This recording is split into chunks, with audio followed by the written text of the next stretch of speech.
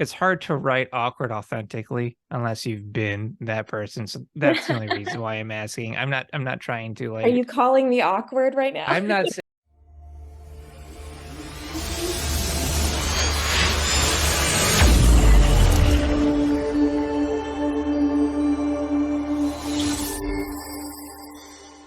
Welcome to the podcast. Really excited for today's guest. I got a sneak peek on this really awesome, endearing comedy, Egghead and Twinkie. This is writer director Sarah Kambe Holland. Thanks for coming on. Hi, thanks so much for having me. All right, so real quick, I want to get kind of your origin story and what brought you into doing this film. Right, so it's been a long journey leading to this point, about a 6-year journey to finish making this film. So it started when I was 19. I had recently come out to my own parents, and it all really started with me wanting to make a coming of age comedy about the coming out process, just because I hadn't really seen coming out done in that way, trying to Yeah. find the humor in it. So that's really where it all started, was really me as a queer mixed Asian person wanting to see that representation, but then also just really wanting to make a fun and funny movie, because those are the movies that I like watching. So And I love the idea that it's a road trip movie and really bonding these two characters who have been friends for their entire life. What I like, and I don't want to spoil the movie so much, but it is a road trip film. There's a twist where we think it's going to be about him pursuing her, but then the twist is, no, dude, I'm gay, and we're going on this trip for me to meet this person I'm heavily crushing on. And I love that twist because I haven't seen that done before. thank you. Yeah, I was really excited about the road trip element of it because I love road movies. Uh, they're just fun to watch, and you get so many cool locations and visuals. And I don't know, I remember getting some feedback when I was writing the script. People were like, isn't it a little ambitious to do a road movie as your first feature? Because we Right. had 22 shooting locations. So it was a logistical Wow. nightmare just to have that many locations and, shooting in a car, shooting on the side of the road, getting permitting, things like that. But I definitely think it was worth it because there's just something so cool about seeing the physical journey, obviously, of people traveling across the country, going from Florida to Texas in this case, but then also the emotional journey that goes along with that. So since this was a 6-year journey, did you end up shooting through COVID? Oh, yeah. Yes, we did. So not only did you have a bunch of shooting locations that you had to do, so like how much were you in the middle of shooting when COVID hit? Did you go into COVID shooting? I mean, So basically, what happened was, March 2020, we were deep in pre-production and we were on okay. track to shoot the whole movie in July of 2020. Then we all know how that went. So we weren't able to shoot. Wow. So we ended up postponing the shoot largely to 2021. So that set us back significantly.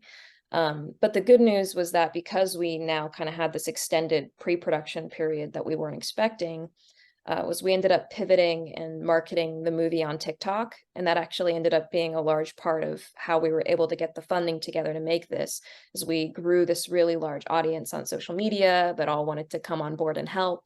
And yeah, it ended up being a really big part of our story of the making of the movie. So yeah, we basically pushed back production to 2021. We shot over the course of over 40 days that we split up into phases because people's availability and things like that. And we did have to pay a lot of attention to testing PPE, which is, protective equipment. Wow. And isolating people, housing people so that they could be in kind of their COVID bubbles. It was just so much logistically to be thinking about, on top of obviously the most important thing, which is, the creative vision and the story. So let's talk about the creative vision actually. What I really love about this is, she's an artist. The central character is an artist. And so you actually work that into the visual style of the film, where it's this kind of like animation that is inserted right on top of the characters. And it kind of gives you a little hint on the subtext of the scene, which I thought was really cute. And it works because this is a comedy. So, was that from the get-go, or did that kind of slowly develop over time? Are you yourself kind of artistic in that sense? I love animation, but I do not know how to animate at all. I had no idea what I was getting myself into when I wrote that into the script. But to answer your question, yeah, the animation, the artistic side of Twinkie was always a part of the feature script because I wanted to mix live action and 2D animation. It was something that was really So exciting to cool. me. The thing is I just didn't know how to do it. So this is where our animation team comes in, and also where TikTok comes back in is basically I went on TikTok and posted a crew call of sorts, kind of explaining what I was looking for, the style, how the animation would interact with the live action. And then I basically sent it out into the digital world and was like, hi, I'm looking for someone that knows how to do this. And we had over 100 people submit from all over the world. And that's how I found Jill Cefalo Sanders, who's our lead animator on the project. And they live in Cleveland. I live in Texas now. So our whole collaboration was remote.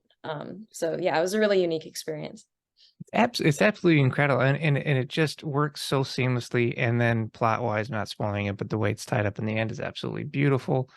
Um, so where were you? What were you doing before this? So this is your first feature. What were you Yes, doing before this feature?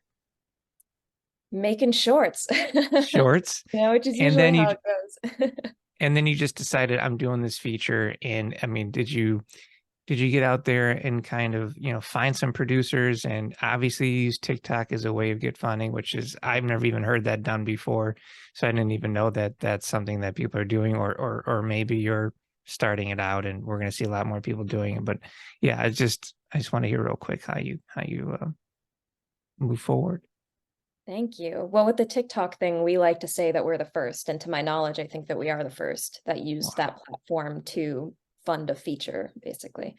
But yeah, the way that I basically transitioned from making shorts to the feature was not at all the normal way of doing things, I guess. The way we made this film was not not the traditional way of making it. I didn't know how to meet with investors or, get a production company on board or things like that. So basically what happened was I made a proof of concept short film for Egghead and Twinkie with the same actors, the same sort of story, just condensed into, 8 minutes of runtime. Okay. And then I used that short as a proof of concept for the feature, and basically used that proof of concept to win some production grants. And that basically put us on the track to make the features. We won a $36,000 grant back in Wow. 2019. And that was kind of the thing that got the wheels turning to then, bring other collaborators on board, bring other donors on board, and continue raising the funds to make it happen. And distribution wise, are you still out there, or do we know where this is going? We're still out there. We're still trying to find a home for it, but we're looking at 2024 for the official release. Yeah, I have no doubt that you're going to have a huge release with this. This movie is incredible. What kind of lessons have you learned during this production for screenwriters out there, filmmakers out there who are doing shorts, who are looking to get into this process? I mean, since you're so innovative about it. Thank you. Oh, yeah, I definitely learned a lot of things the hard way. It was a lot of trial by fire, and I think that that was part of the joy was like learning as we went along as well. But with the script, this was the first feature-length screenplay that I had written. I'd written shorts before, I hadn't written a feature. And this is kind of like a funny story, is basically when we won that $36,000 grant, one of the requirements of the grant was that we had to finish the film within 2 years. And at Yeah. that point that we won the grant, I hadn't even written the script yet. All I had was like a page vague treatment about what it was going to be. So I was like, oh my God, I got to write this script. Like I got to crank it out now. And I had never written a feature before. So I do think, having that deadline and some of the pressure of that actually helped because, writer's Yeah. block sucks. And oftentimes you find yourself sitting down and you're like trying to think of something, anything, and just waste all these hours like overthinking. Yeah. So I guess I didn't really have, the privilege of overthinking. I just had to go in and do it. And so, I am really happy with the script and how it ended up. But I think, you know, looking back on it from a screenwriting perspective, some things that I would change is I do think that the script was quite bloated compared to what ended up being in the film. You know, I think one of the nice things about it is that there's context that the actors had that we filmed that didn't make it in the final cut, but I think you still feel it in their performance. So that was, you know, kind of a bonus. But from a, you know, a production perspective, it wasn't great that we shot 30 extra minutes that ended up on the cutting Oh room. yeah. So I think if I were to write, or and I am, you know, write a second feature, I think it's better to be a little more discriminatory about what you keep in versus what you cut out, because we had a lot of extra material. That's an incredible note. I mean, because you write a movie, you make a movie 3 times, right? You write a movie, you shoot a movie, you edit a movie. And what I've learned in my own writing when I'm working with producers and they take my script and they're shooting is you know, everybody says 120-page script. Nobody wants a 120-page script, to tell you right now. And so I used to tell people, oh, like 86 to 106 is your sweet spot, really, because scenes run long, actors have, you know, dramatic pauses, and you have B-roll, you have all this stuff that you're working in that is already building out the scenes, you know. And every page is $1, right? Well, not $1, but every page is money, Mm. especially when it's a producer, right? So I've been turning in scripts that are shorter and shorter and shorter on purpose to producers, and like, this is great. I can, and they're going out and they're shooting it, and then it's getting released. So um, when you're looking at it at another film, I'm assuming you're already probably starting to develop your next one. Are you already looking at like, okay, I'm going to make this thing shorter? Yes. Yeah, because it's funny you said 120 pages exactly, because the script for Egghead and Twinkie was 120 Yeah, pages. And the final runtime is 87 minutes. So that tells you, you yeah. know, a lot got cut out. I mean, admittedly, Egghead and Twinkie does move really fast. So I don't think Oh that it quite yeah. fits the formula of like a page equals a minute of screen time. I think for us, a page equaled less than a minute. But even then, like 120 pages, too many pages. So Yeah, that's I something. mean, I tell writers out there, and like they say it's a page a minute. We all say it's a page. It's not. I mean, It's like not. Lord of the Rings is a 120-page script. That's like a 3-hour movie. So, Yeah. so I mean, that's all we have to go off right there. So, looking at casting this thing, because you are so close to the subject matter, was it difficult for you to find the lead? Yes, it was hard to find the lead, but not just because I'm picky and because, you know, she means a lot to me, the character means a lot Okay. to me, but because we were filming in the state of Florida. The whole movie was shot in Florida. Oh, And there's just not a really big Asian American acting population in Florida. And I can say that as an Asian American actor myself. Like, I knew it was a pretty small and tight-knit community. So right. I really had to look under every rock to find Sabrina, who plays Twinkie. And honestly, it was kind of a coincidence because I don't think I would have ever found her if not for the fact that she and I were both cast in a commercial together, like acting together, basically. Oh, Uh, really? and yeah, yeah. So there's a Full Sail University commercial out there somewhere that has me and Sabrina in it. Um, Aw. but I remembered her from that set and reached out to her months later about, you know, auditioning for Twinkie. And thank God she actually responded and, you know, went through with it.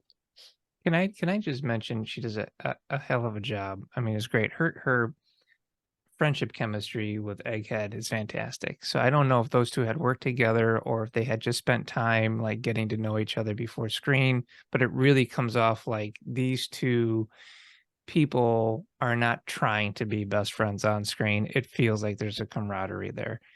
Um, my favorite character is Jess. Yeah, she's amazing, isn't she? And so funny. So oh my God, like super awkward. Like I'm like, this character is my spirit animal. So have you had instances that kind of influence that character? Because it's hard to write awkward authentically unless you've been that person. So that's the only reason why I'm asking. I'm not trying to Are like you calling me awkward right now? I'm not saying no, I think this is a I mean, very you'd be comfortable right. So conversation. You're fantastic. Yeah, you're very well prepared. But like is there instances that kind of inform that character that you're writing from? And of course, you don't have to go there if you don't want to. No, no, you're so right. It's funny because whenever people see the film, they always assume, oh, Twinkie must be kind of the stand-in character for you. Like Twinkie must be the character that's based off of me. And I would say, I mean, there's a little bit of me in all of the Of characters, but I would course, say yeah. actually I'm probably the closest to Jess. Um, so her character was actually quite easy for me to write because yeah, I am awkward and I don't know how to talk to people sometimes. Um, Especially if it's somebody that I have a crush on, like, oh my God, like I do Oh not yeah, know how to that's flirt to save my life. So like those scenes between like Jess and Twinkie were very much, I think, so fun for me to write. And then even more fun for me to direct because the two yeah, of them, Saki Hirano, who plays Jess, and Sabrina, who plays Twinkie, uh, their chemistry is just amazing and they play off of each other so well. Honestly, I'd say the hardest character for us to find of all of them was Jess. That was the hardest to cast. really? Okay. Yeah, believe it or not. And I did 4 rounds of casting because I was so picky and I was so scared that the chemistry wasn't going to be there because I already knew that Egghead and Twinkie had a great friendship chemistry. And I knew Mhm. that because we had Lewis and Sabrina in the short film that we did before the feature. So I kind Right. of was able to do a test run and I saw how they were Yeah. together and it was great and it was dynamic. So I knew that that was solid. But then going into the feature, there's this whole new character of Jess that was not in the short. And so we're introducing a whole new dynamic. And I was just terrified we were going to cast someone and the chemistry between her and Twinkie especially was going to fall flat. Because that's really Yeah. one of the biggest gripes as a queer person is where I watch a movie with like two girls that are meant to be into each other and it seems like they're just like friends. Like the vibe is not there.